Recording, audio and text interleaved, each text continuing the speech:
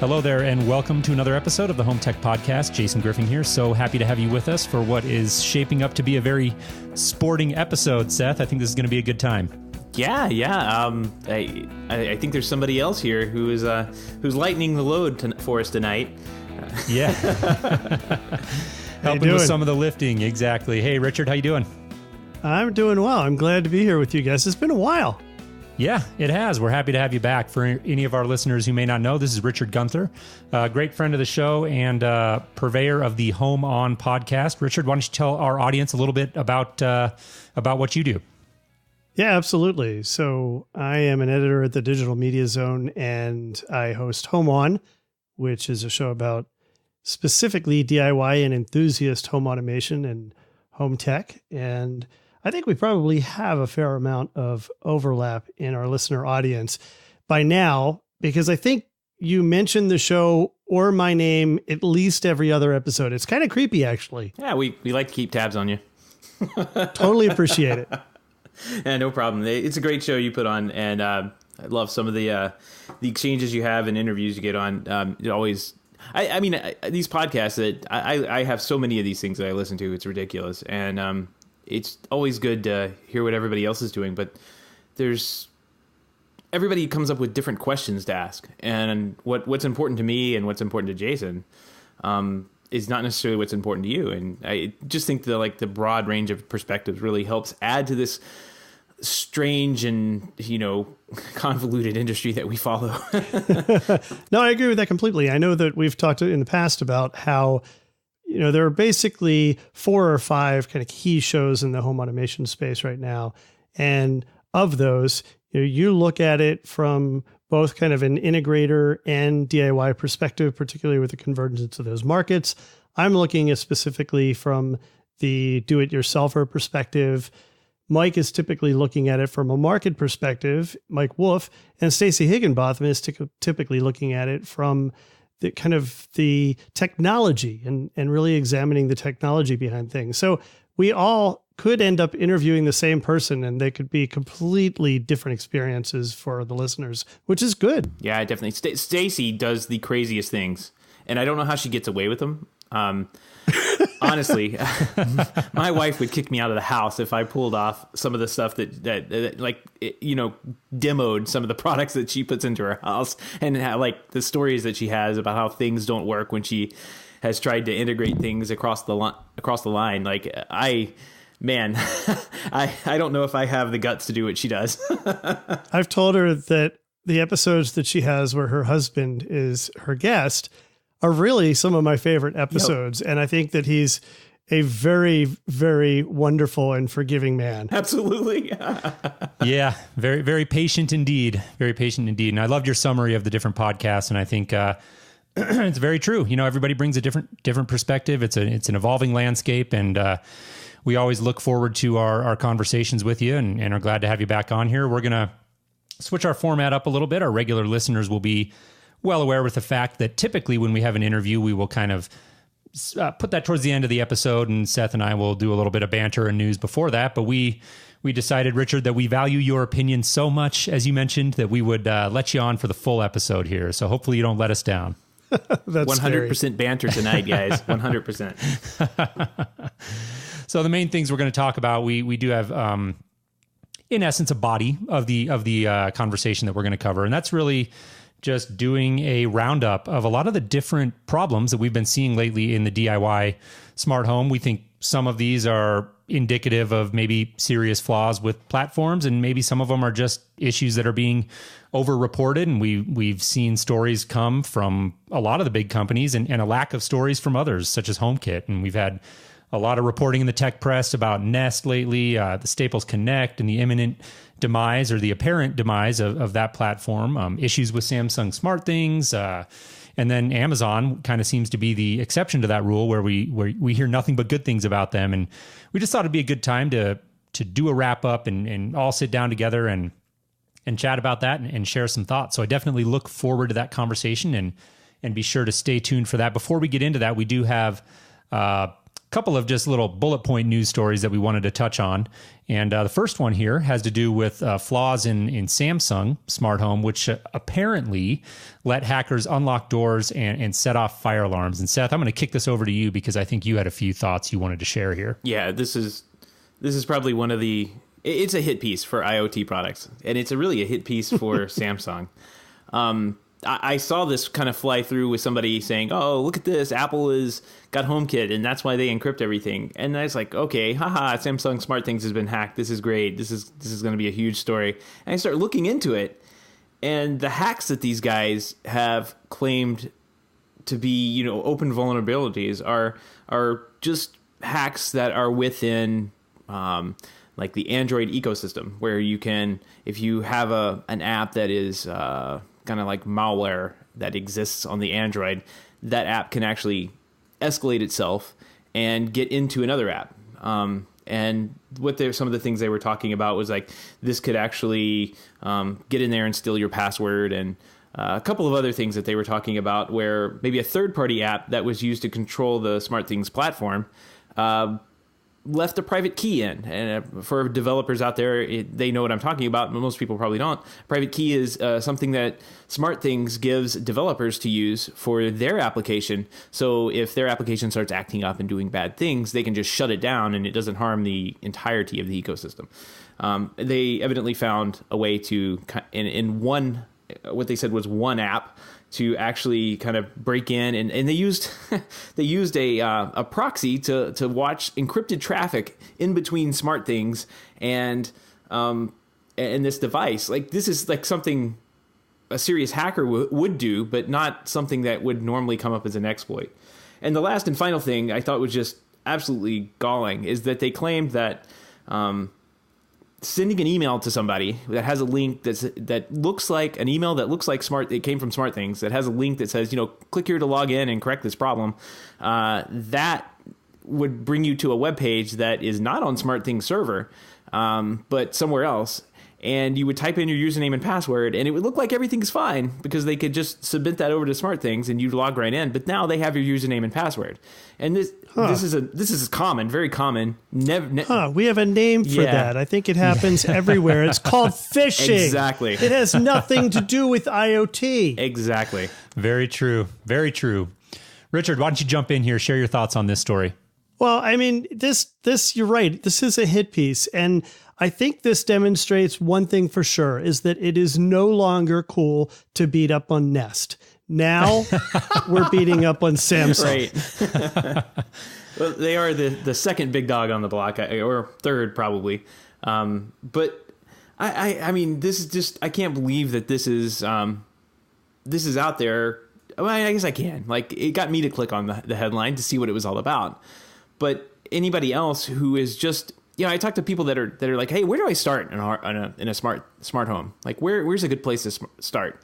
And right. And this kind of stuff hits more people than my one voice can, or our three collective voices can. Like, this is not good for the industry at large. It's FUD is what it is: fear, uncertainty, and doubt. Like, there's nothing that comes from this that's of value, other than a few small bugs that they could work out. Like, there was evidently a common flaw or some way they did OAuth incorrectly that they can fix on the SmartThings side. And I think SmartThings actually came out and said, hey, we fixed all this stuff. These guys have been working with this.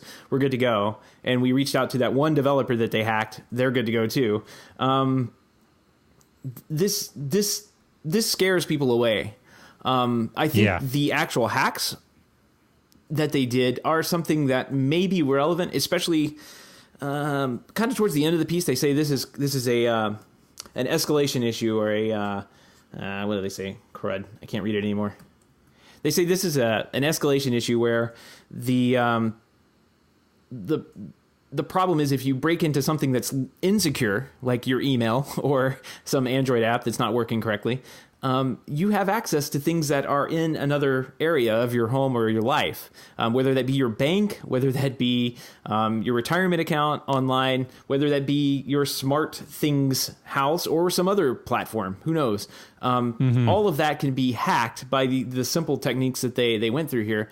And if you're not using like good passwords, or you're not clicking on links and emails, which is all right. Public service announcement. If you get a link, don't click any links in any email you ever get, no matter if it comes from a source that, oh, this is from Bank of America. No, it's not from Bank of America. Go to Bank of America's website, log in, or call them. It has nothing. Just don't ever click a link in any email, period.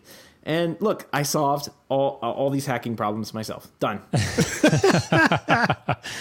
Well, I think it's a clear case of fear sells, and the angle is obvious that with the Internet of Things now, these exploits can touch our physical lives, and the seed of fear that they're able to plant there is, oh, somebody could unlock your doors, or I've heard turn on and off your lights, and I've always wondered, well, why on earth would anybody exploiting my SmartThings system have any interest in turning on and off my lights? And if they did, I guess more power to them if that's the best use of their time. But I think that it calls to mind. There was an article, I think about a couple of weeks ago that Richard, I heard you mentioned in your story specifically, and it was another Wired piece where they were talking about how the Revolve story, which we're going to get to Revolve here in a bit, but they were citing that as proof that you're crazy to invest in the Internet of Things because, this one product got shut down. Yeah. And I think it's just, we can come back to that when we get to Revolve, but I do think it's a clear case of Wired here wanting to get clicks and trying to, Seth, like you said, use FUD to do it. And I think it's unfortunate. It does give a bit of a black eye to the industry, and for people who aren't necessarily savvy enough to dig in or really read between the lines, it can come across as something that really is prevalent, and I think that's unfortunate. So let's move on here. We got a lot to cover. The next kind of bullet point story that we wanted to jump into before we really do our big platform DIY roundup here is a story about TiVo. And TiVo was recently acquired, a big news, big acquisition by Rovi. And I'm going to lean on you guys here. Tell me why this is a big deal. And Seth, we can start with you. I love my TiVo. That's why it's a big deal. You do. You are a TiVo guy. I do too. Oh man. So Richard, you may know a little bit more about Rovi, but from what I gather, they're kind of one of those patent troll companies that sues a lot of people. Am I missing something there? Well, I mean, Rovi actually does some business. Rovi is the other provider of data for television guides. So typically people think of Tribune Media Services as the provider of data for your television guide on your DVR or TV or what have you. Rovi also provides similar services. Rovi just also happens to own the patent for the grid. Wow. Yes, believe it or not, that is patented. So if there's a TV grid somewhere on your television or DVR or whatever else, someone is paying Rovi to be able to use that format. Wow. And Rovi is essentially a company that has acquired lots of IP over the years. And yes, they use it to get income. In fact, over 50% of their income is essentially through licensing or through lawsuits against people using their technology. So yeah, that was the impression I got. And kind of go ahead. I was going to say, the business of Rovi, which is guide data and making metadata for content available to users, and at one point in time, they were also trying to get into streaming, but that didn't really go anywhere. It seems at the surface like maybe it's a good fit with TiVo, but I think a lot of people are worried about are they really going to do about TiVo? Are they just buying TiVo because TiVo just happens to have a lot of really good patents and they want that in their portfolio and they'll end up dismantling it? And the answer is nobody really knows. I mean, Dave Zatz, who probably follows TiVo closer than anybody, has speculated that if they do anything, we probably have a good year of device support left, and then services will probably remain in existence forever. I mean, they're not going to turn stuff like that off because people bought lifetime subscriptions that they paid good money for their TiVo boxes. I personally don't think TiVo is going to go away. I think TiVo may evolve, but I don't think that TiVo as a provider of some form of set-top box is not going to go away. Right. You and I kind of went back on forth on this on Twitter, and I think I share the exact same sentiment that you do, that TiVo as a brand or a brand or a software solution isn't going to go away. But I think it's probably safe to say that you're not going to see another iteration of a horribly designed product that's crooked and white in the future. Like I don't necessarily think there needs to be, like, the TiVo look, feel, and how it works. I mean, maybe that all comes from having a high performance box that you use. I mean, people who haven't used TiVo just don't quite understand why we like it so much. Like, you press a button and something happens. Like, that's a big feature of TiVo. And not necessarily on the cable boxes you own, where you press a button and you may be waiting for something to populate or, something to load up. Exactly. I don't know if they can decouple that performance angle that I like and introduce an app that lives on a TV that's called TiVo, and I get all my TV information from that. Like, angle, huh? I see what you did there. Yeah. Oh, man. So I don't know. I don't want to see them go away. I'd really like super high-end, high-performance cable boxes that can do really cool things, like bring in streaming services and Hulu and Amazon all into one interface. But I don't know how long-lived that's going to be here in the future, especially since we're actually actively cutting the cord and removing ourselves from the cable TV lineup shortly, probably within the next month or so. One of the things that I think TiVo has been paying a bit of attention to lately is this tendency for consumers to perhaps forgo cable and instead look at over-the-air for networks combined with whatever they can get over the top through the internet. And that really is the basis for their OTA, over-the-air box, that in fact just came out. They just came out with an updated version of the Romeo over-the-air. I do think that these are good devices. I don't think they're going away in the near term, even if people have a waning interest in cable. Folks, we've got to remember, we talk with a lot of tech people who are in the bubble, and the vast majority, not vast, but a majority of people who get television still get it through cable. Let's not forget about that. I would say the vast majority. I would agree with you there.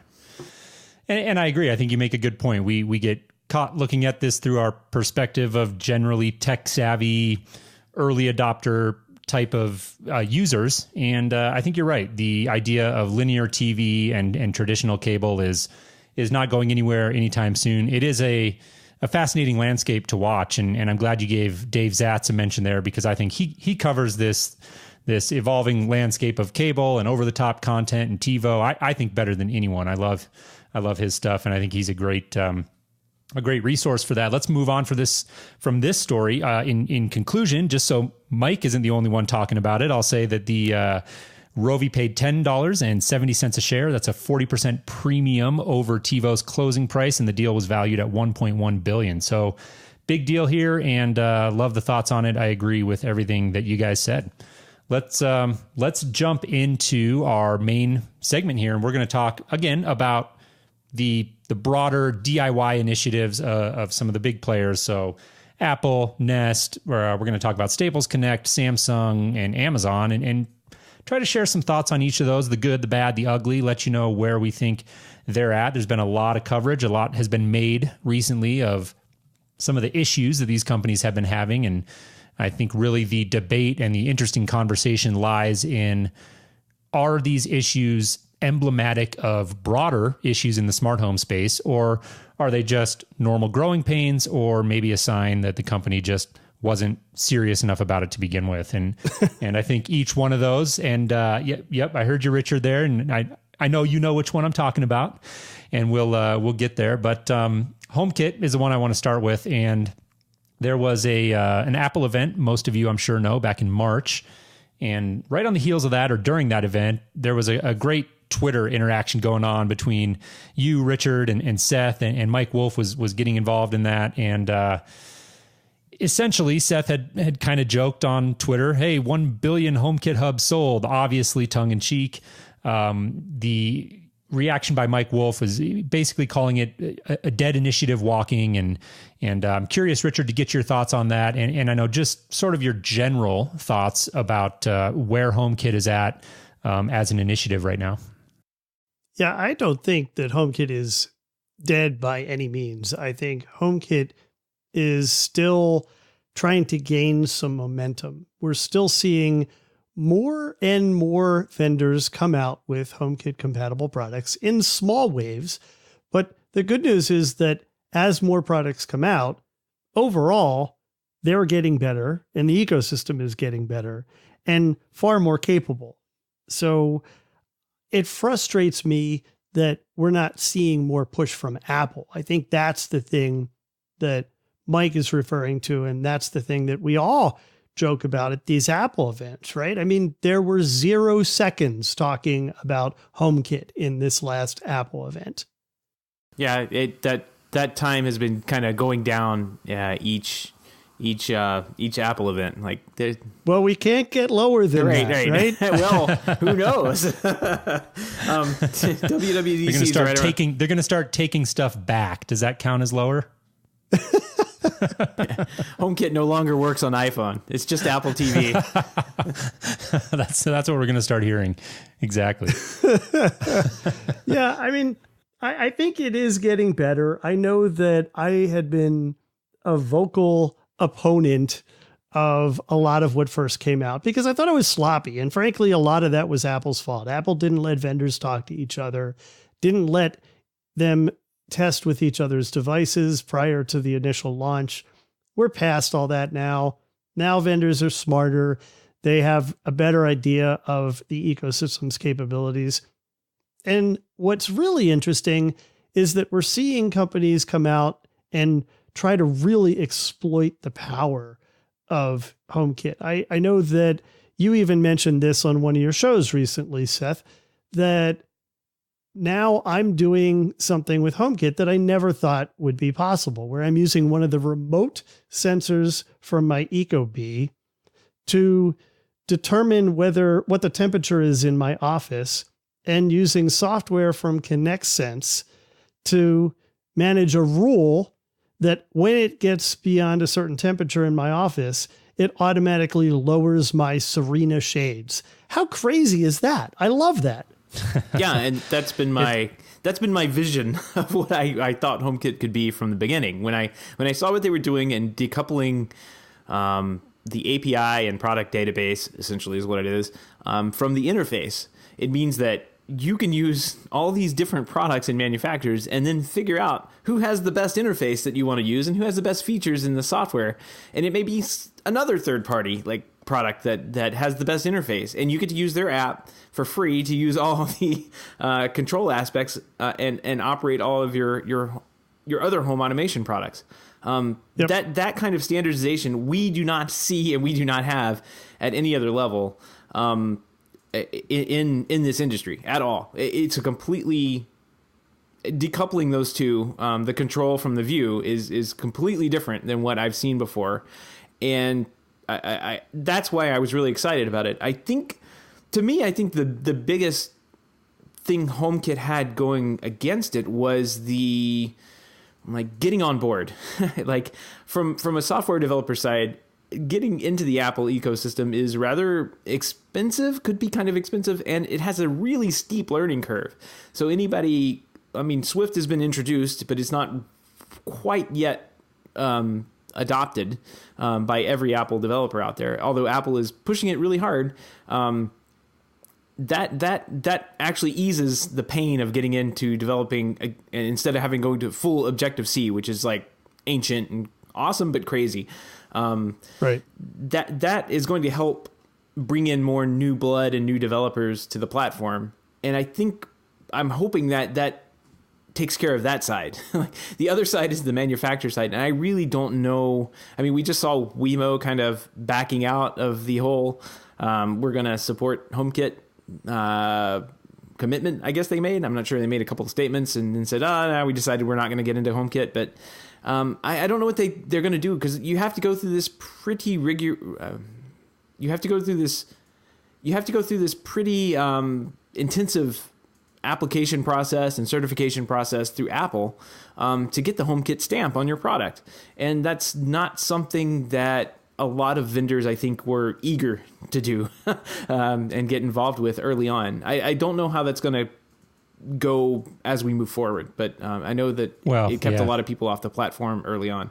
And I think that's always been the question with HomeKit. And I remember going back to when this was all very first announced, like 2 years ago, and we were talking about it. And that was really the exciting thing in my mind about the vision, is to have a company like Apple with that kind of sway getting behind this sort of standardization might finally represent a tipping point to get people to toe the line and get behind standardized communication protocols and APIs and however all of the back end works to really make it seamless to use different devices from different manufacturers. That's always been the vision, and it sounds very simple. It's just, I think, having a company like Apple that can theoretically at least drive the demand that'll make companies want to go through that process is really the big question mark. But I think we're all bullish on HomeKit in the long run, right? It has been a very slow and sloppy rollout. Richard, I'm glad to hear that you're coming around on it. I know back on our Technology.fm fireside chat around the holidays, you were pretty down on it, and there was a nice debate there. We'll have to go back to and listen to sometime between you and Seth. But I think really Seth's argument at the time was that he's a fan of the vision, and I think we all agree on that. Let's have some fun here, because we do have WWDC coming up next month, so that'll be June 13th through the 17th, if you happen to be listening to this in the future. And I have decided that I'm going to set the over-under for HomeKit talk during the keynote at 2 minutes. I'm taking the under, and I want to know what you guys are taking. 2 minutes. I'm setting it at 2 minutes. Now I'm taking the under. I had to set it somewhere. I couldn't very well set it at 5 seconds. You could have. It has to be under. It has to be under. Under. All right, Seth, what do you think? I think it'll be under 2. I don't, unless Apple comes out with a Siri in a can type device to compete with Echo. Siri in a can. Siri in a can. I like that. Well, let's stay there for a second, Seth, because this goes back to the Twitter interaction that you guys were having during the Apple event back in March. And you drew what was, I think, an interesting analogy in saying that HomeKit is essentially the same thing as Alexa. Elaborate on that. Well, right, because so HomeKit allows people to integrate with Siri. It was actually the first and actually the only way that you can integrate with Siri on the Apple platform. And I think that was a huge carrot that Apple stuck out there for developers to get involved with, and developers did not bite. Like, it's clearly that the developers didn't bite because the product wasn't there, etc. Amazon's done the same thing with the Alexa platform, except they have pretty much opened it up to let anybody do whatever they want with it. It's been a much more open rollout and much more easier. It uses JavaScript, I believe, or JavaScript type API.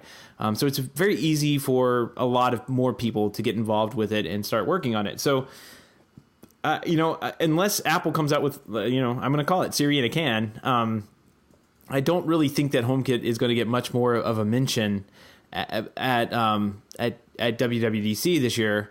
The big question is, how much more Siri integration are we going to get? Because that's kind of like the big show theme this year. I guess it's like Siri, tell us a secret or something like that. And it was actually announced, the WWDC was announced by Siri. So there's speculation out there that there may be more Siri integrations coming. I don't know. I don't know. Maybe someone from Apple's listening. They can let us know. They'll brand around hashtag Siri in a can. Hashtag Siri in a can, yeah. There you go. There you go. Yeah, I don't know that they really are the same thing. I think that while they offered developers the opportunity to develop with Siri for HomeKit devices, that was probably one of the least compelling things about HomeKit to me. To me, the real advantage is disparate products that are designed to work together, and the eventual rules and control that you'd be able to share across applications and devices. That to me, I think, is far more powerful than having to pull my phone out of my pocket and say, hey, do this. Yeah. That's not terribly interesting to me. I agree. I think I was talking more about the development side of it. Like, developers have been saying, let's give us Siri integration. Please let us write to this API. And Apple said no, or has mostly said no, while other platforms like Google have pretty much had a way that you could do something like that. But that's only my point was coming from the developer side, not the integrator side. It's much more powerful. You're correct. It's much more powerful of an integration platform than it is, talking to your phone platform. Yeah.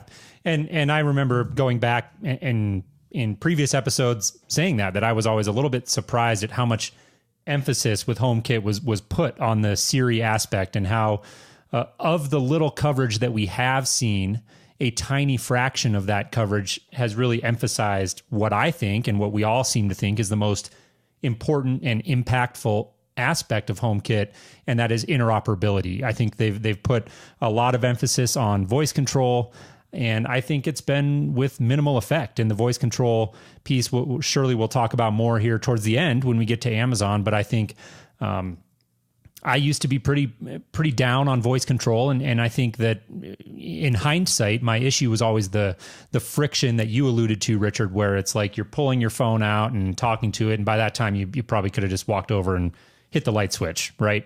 And I think that what Amazon has done with the Echo platform, as simple as it sounds, is profound in that it's just always on and always listening. I know that creeps some people out, but it makes all the difference. And so we'll talk more about that when we get to Alexa. Let's hit on Nest here. And I don't want to spend quite as much time on this because I know Seth and I have talked about it a lot. It's really been kind of beat to death in the tech press, the issues that have been going on at Nest. And I think that the truth almost always lies somewhere in the middle. And I do think where there's smoke, there's fire. I do suspect they're having some issues there. But I also think that the press is, like you've said, Richard, in some of our emails, is fanning the flames. And I listened to your last episode of the Home On podcast, and I thought you had some great insights about this and just a general opinion that I thought our audience would be interested to hear. So I'll let you chime in here and just share your thoughts in general on all the negative press we've been seeing around Nest lately. Yeah, I mean, I think what ended up kind of happening here is that you had this snowball of negative stories coming out of Nest. And some of it had to do with the departure of the drop cam guy, and some of it had to do with some anonymous postings on Reddit. Some of it had to do with just the press starting to take a closer look at what Nest is or isn't doing. And the next thing you know, hey, let's bash on Nest. This gets clicks. And then someone just happened to notice that, oh, wow, this Revolve thing is shutting off soon. We totally missed that. That was a month and a half ago Right. that got announced. Let's fan that flame now. Very true. So, Very true. I mean, Yeah, to me, it's very frustrating. Yeah, go ahead. I was just going to say we knew.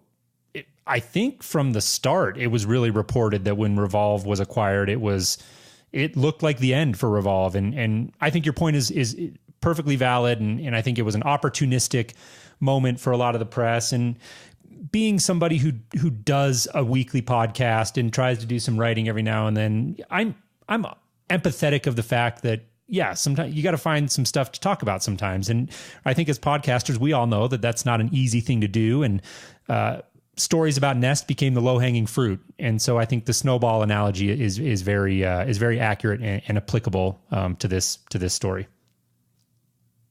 The other thing that just really frustrated me here was having legitimate press venues kind of weigh in here with clear clickbait. You know, you mentioned Wire's headline, "You're crazy if you invest in the Internet of Things." I think it was The Guardian or one of the other publications over in Europe that had something that said, you know, if you use Revolve, you're officially screwed. You know, come on, let's let's get a little bit of perspective. People are unhappy that they are going to potentially lose money because they paid $300 for something that isn't going to work anymore. But as you said, and as we've talked about before, when this place was acquired by Nest a year and a half ago, we all knew what was going to happen. We all knew it. There was no denying that this was not going to be long for this world.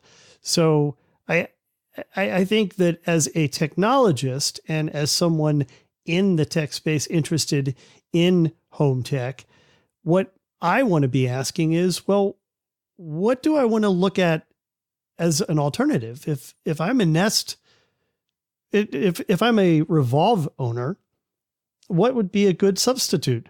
You know, the irony of that, I would have previously suggested Staples Connect. Nice. That's pretty crazy. I mean, yeah. So the punchline there, if anybody doesn't know, is Staples Connect is all but dead now. We talked about it a little bit last week, and played this really hilariously funny phone call that Mike Wolf made into the Staples, I guess, call support center, and asked the guy if he knew if they had any Staples Connect and why they weren't online to be sold anymore. And the guy didn't know anything about it. He pretty much thought it was a cell phone. So, which was the most amazing thing I think I've heard in a while.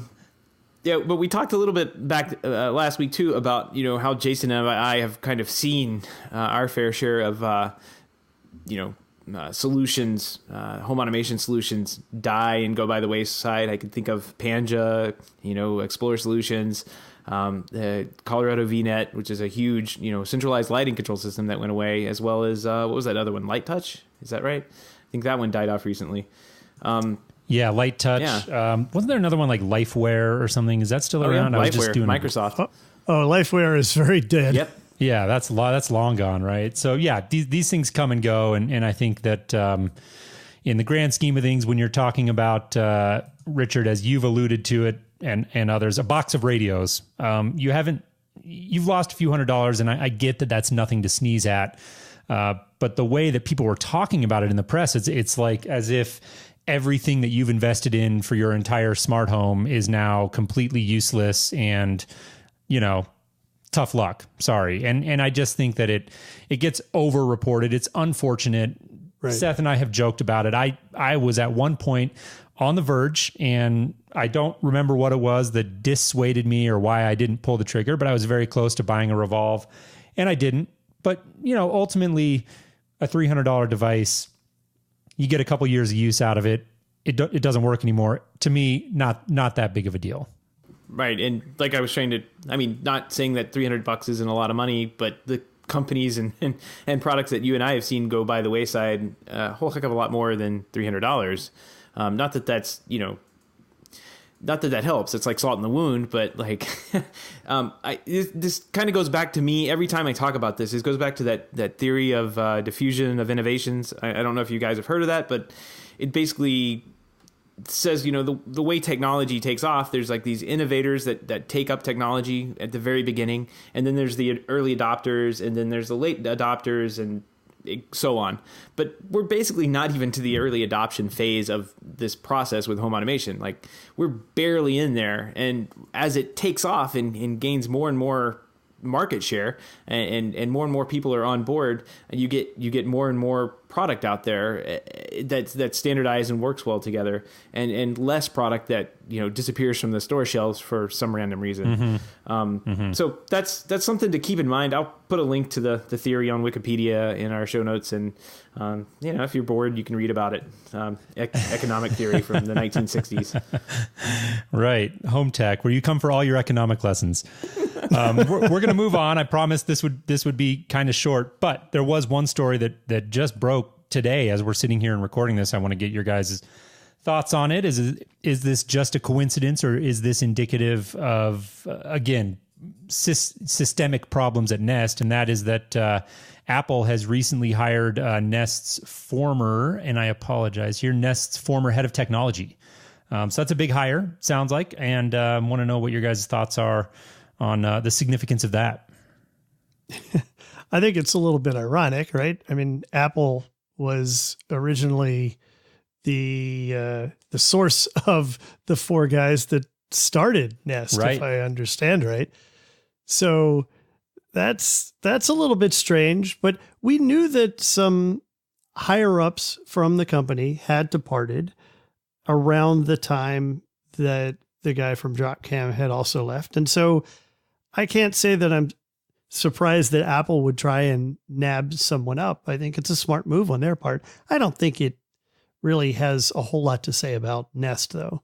I don't think so either. This was probably the way these contract negotiation goes at this particular level of employee.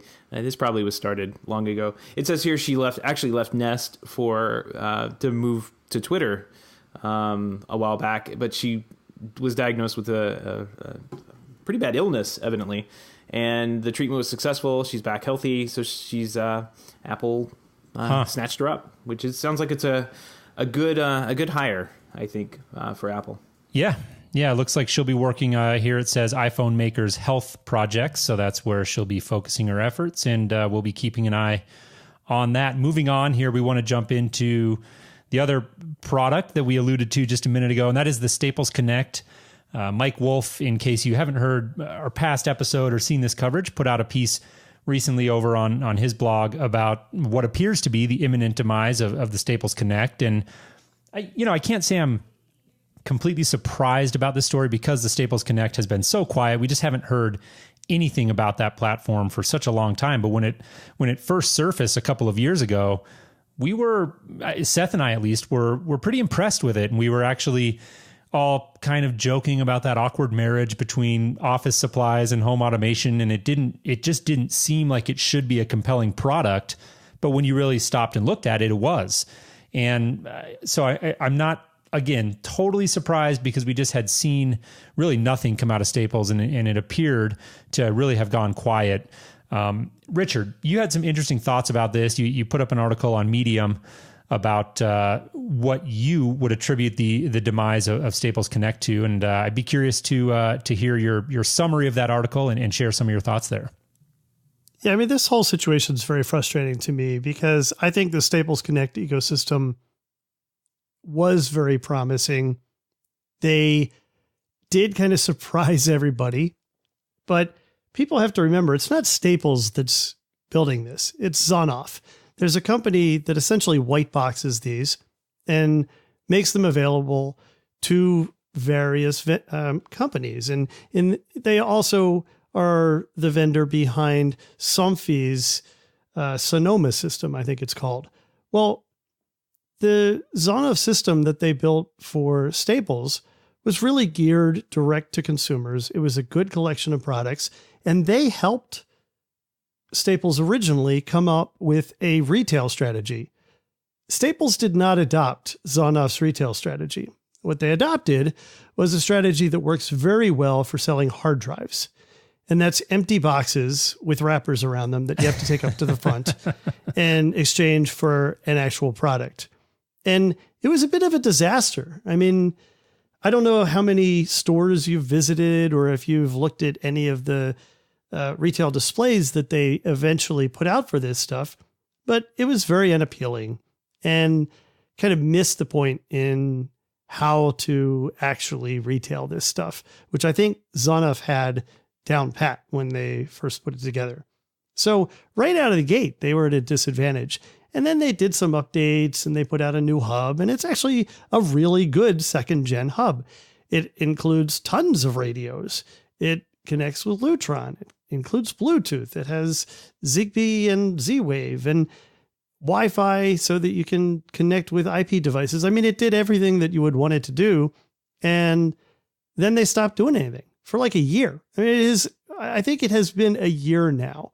And I don't know if y'all remember this or not, but in our holiday episode on Home On, we named the episode Christmas Wishes. And one of my wishes, or holiday wishes, one of my wishes was that Staples would do something with Staples Connect because it had just sat dormant. And I think now we know why. And, you know, one of the things that I have been doing over the last year is sniffing around trying to find out what I could about what was going on. And there has been a lot of management turnover.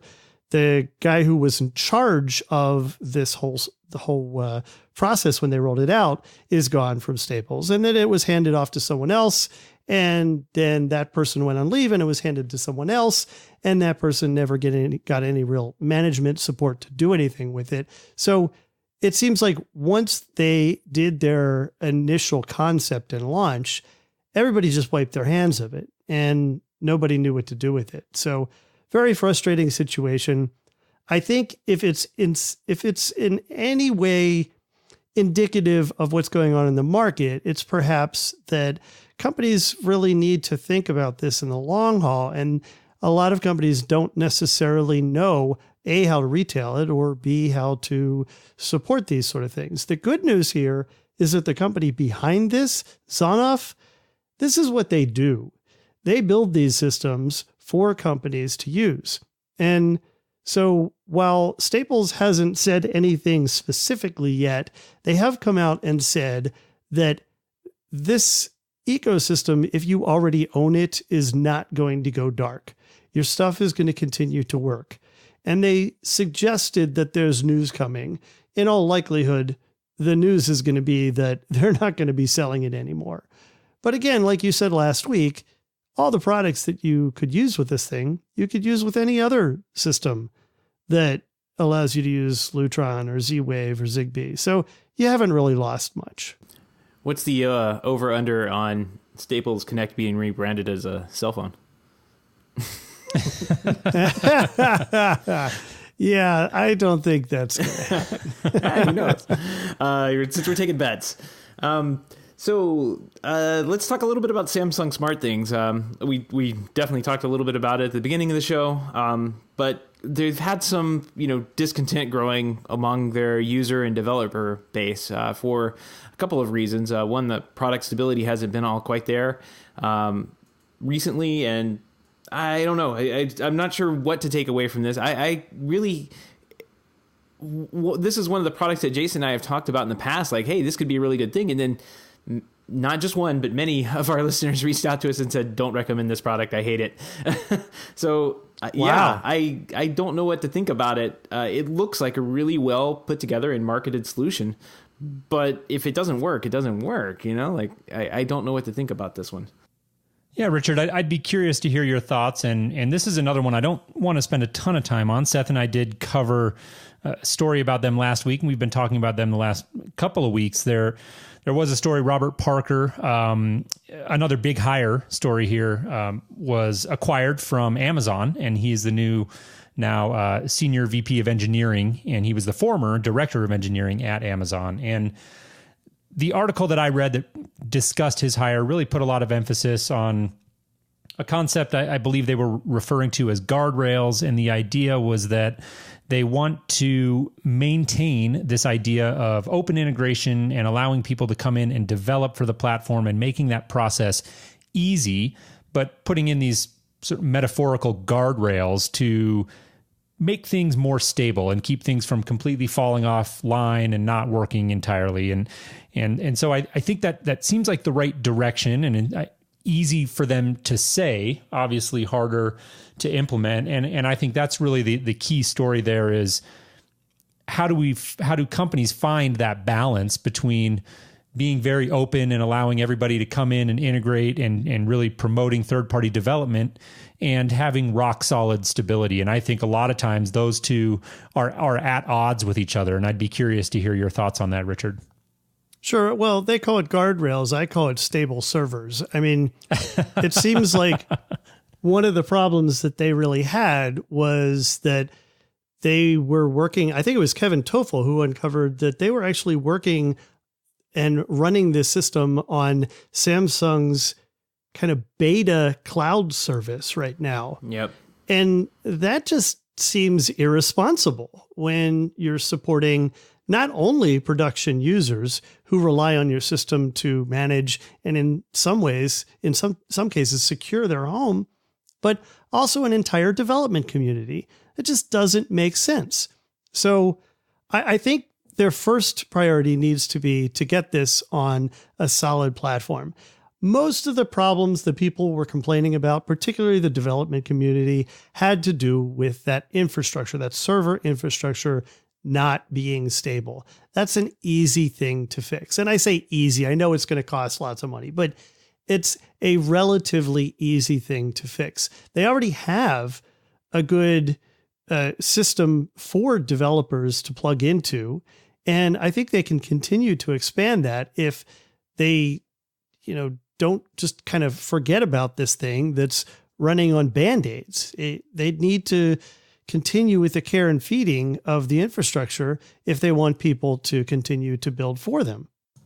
Sure, absolutely. And I think all great points, and really touches on what we've been talking about. I was very surprised to hear that story about them running, as I think everyone was, about the servers they were running on, and pretty shocking. And hopefully they'll be able to get things back on track. Like Seth alluded to, he and I both were looking at the platform and thinking, hey, this looks like something that could really be a front runner. This was around the holidays when we were doing our sort of version of the holiday wish list. And we got a number of comments from our listeners and about just the performance of the platform not really living up to that shiny marketing image. And I think there was enough different people coming at us with anecdotal stories that, to me, it gave me pause. And since then, we've come to learn more that's been a little more widely reported about some issues there. So clearly still have some work to do.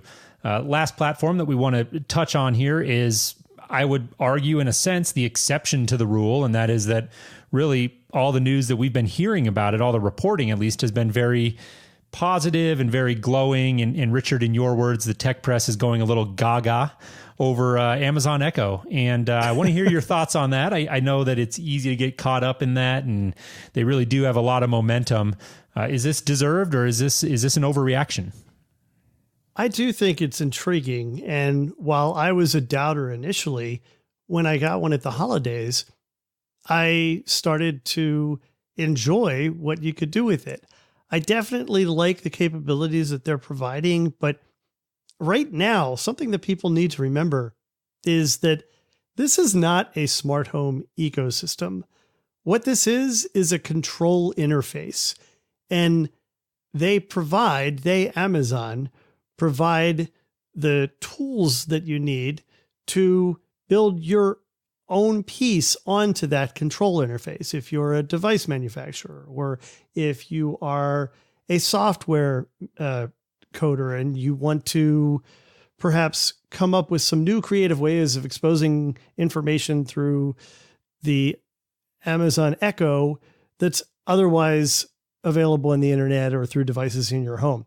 This is not an actual ecosystem. This is not managing logic to help your home determine whether you're there or not, or what should be on at any given point in time, or any sort of rules engine.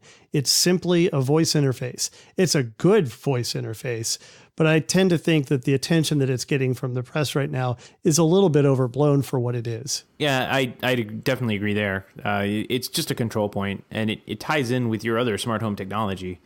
But this is kind of one of those things where I would say, if somebody came to me and say, hey, where do I get started? It might, the friction that's behind getting on board and connecting other devices inside your house is fairly low. It all kind of works through their horrible app experience that they have, but horrid. But it's low enough where you can get started by asking it for a stupid joke, and it'll tell you a really, really bad dad joke, and then figure out how to do the news, and from there it's kind of like a gateway drug where it can get into the point where, like, oh, I'd like to really hook up my lights to this, let me see how I can do that.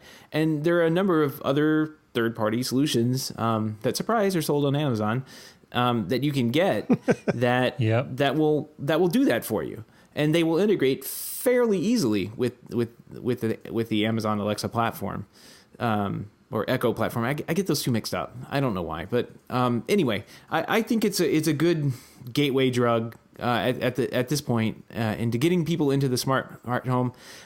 We talked a little bit about some of the DIY products that were out there a couple episodes back. And, we got some friction back from people saying, I don't think you reviewed these well enough. And it wasn't really a review. For me, it was like, what is the accessibility to this? If I send this over to my parents or my grandparents or something, how easily can they get on board with home automation? And, opening a command prompt and typing stuff in isn't going to happen, but plugging an Amazon Echo in and getting it on the Wi-Fi, that's pretty easy to do. And I think that accessibility is really what has led, not only from a consumer standpoint, and plugging it in, getting it on and working, but from a developer standpoint as well. Amazon's been fairly open and fairly easy to integrate with. And I'm encouraged by the fact that they're allowing, they want deeper integration with their system, where you just say, hey, turn on the lights now, and it'll turn on the lights, rather than having to go through some weird language thing that they have come up with. I'm excited about that more than anything right now. Yeah, for sure. Now, that's something that they've been expanding upon. That's been there pretty much ever since they first integrated with SmartThings and Insteon and some other ecosystems. But they're expanding the capabilities there. They really need to still build that out further for this to be a good home control interface for anyone who takes smart home stuff pretty seriously. You can't control scenes natively yet. You have to go through the app specific vernacular, which is either ask such and such a program, whatever it's called, to do this, which would usually be the name of a scene. There's got to be an easier way. There has to be a way that they can expose scenes natively, that they can expose shades and other devices natively, so that the Echo ecosystem includes all of these things in your home, not just lights and thermostats. Yeah, everything about Amazon's Alexa Echo has felt to me like that old sales thing where you throw something against the wall and see what sticks. Like, this is one of those things that stuck, and surprisingly has done very well for them. And I think we talked about this early. It feels really early on, like the Kindle, when that first came out, and you had people like, oh, I love my Kindle, and then some people swearing up and down that they would never drop their paperback book, and then you fast forward a couple of years later and everybody's using Kindles that like that's what this feels like right now. And that's exciting to me. Like, the iteration and money and time and investment Amazon's putting behind this is going to look really nice a couple of years down the road, not to mention all the competition that's going to have to step up their game to make Siri in a can work. But here's the critical question, guys. Did you see the story that surfaced this week about the guy who invented a ceiling mount for it? Oh my God, yes, I saw that. It's brilliant. We'll have to see if we can include that in the show notes. It was pretty funny. I got a laugh out of it, but I think you're right. The beauty of Echo is in the simplicity. They haven't brought this product to market initially trying to be everything to everyone. They just wanted to come with a box that could do voice control very well. And I wonder personally if Amazon even realized at first how big of a hit this was going to be, or if they just sort of put it out there as one of their little experimental projects, and now they've really got momentum. And I'm glad to see them investing resources and development and just getting behind it, because I do think it is an exciting product, and I think it is one that has finally got me turning the corner on voice control, and so I think that's an exciting thing, and I do think that it's got a ways to go. Like you said, we're pretty early on here, but definitely the one of the big players here that seems to have figured out a strategy that is working very effectively. And I think a lot of that, like you alluded to, Richard, has to do with just the simplicity. And it remains to be seen if they'll be able to adapt and evolve that into a broader ecosystem, or if that's something that Amazon is even interested in doing. And I think that's going to be interesting. We're running tight on our time here, and we've covered everything I had hoped to. I think it was a great conversation, and just in wrapping up, want to zoom out a little bit and talk from a high level. Richard, in summary, I want to get your thoughts on this in light of all these stories that we've talked about from these big names and big companies. Do you feel like 2016 is a pivotal year for the smart home, or is this just sort of a normal part of the process and nothing really, noteworthy particularly about this year? we're in such early days as far as smart home tech becoming really commonplace. And I think part of the problem that we see right now is that the press jumps on this stuff because the press also, and to some degree, product companies themselves, are expecting that this is just going to be commonplace for the every person. I'm not convinced of that. I'm not convinced that the every person wants a hub or that the every person wants an ecosystem. Every person's want point solutions to solve specific problems in their home. And if they happen to work together, that's great. That's something that Nest understands, and that's something that Amazon understands. And I think we're going to see solutions like that build out a whole lot more. There's still a market for the more complex ecosystems, for the Zigbees and Z-Waves and Insteons and Wemos that all work together. But even Wemo has made a decisive move toward point solutions to address specific user needs. So I think we're going to see changes in the market. I don't think it's a make it or break it year for the industry. I think it's a make it or break it year for HomeKit. I think if this time next year we're wondering what's going on with HomeKit, then HomeKit has failed. But it's important to remember that HomeKit has barely actually been out for a year yet. We've been talking about it for 2 years, but it's barely existed for a year so far. So as you said, I'm still bullish. Yep, I'd agree on that. We tend to think that Apple, the inventor of iPhone, would do something great out of the gate, and most of the times they don't. It does take that iteration and commitment, I guess, in this particular market for them to succeed. And I'm hoping they do, because I like the idea, as I've said before, but I also, again, like the competition and the really what it's getting down to me this year. What I'm looking at is accessibility and two things: accessibility and security. Like I really think that security is going to be a big thing this year for people in the smart home space. We've seen that with our silly articles tonight about man in the middle attacks and phishing schemes. That it is important. Like it will get people are interested in knowing that their home, which they think is secure with locks, is actually secure. And I wouldn't want somebody hacking my system in the middle of the night and setting off smoke alarms either. So, I completely get that. But I'm looking for something that is accessible for mass market adoption, that's fairly easy to set up without having, a pro installer like Jason or myself come in, and something that's secure too, like something that most people can use if they get their hand on it. I'm be really successful. I think this year we could see something like that. It's a tall order and a big wish, but I think this year there's been enough of these products on the market for long enough.